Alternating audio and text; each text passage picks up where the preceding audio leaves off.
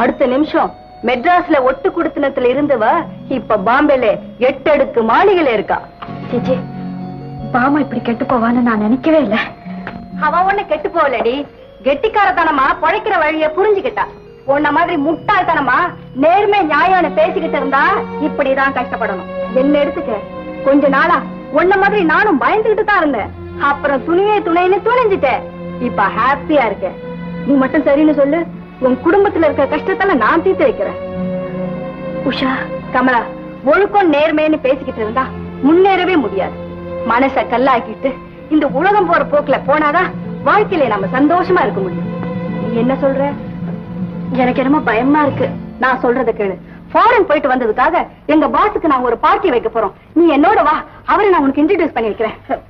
இந்த ட்ரெஸ்ல நான் எப்படி வருவேன்? ட்ரெஸ் பத்தி உனக்கு என்னடி கவலை? Come on.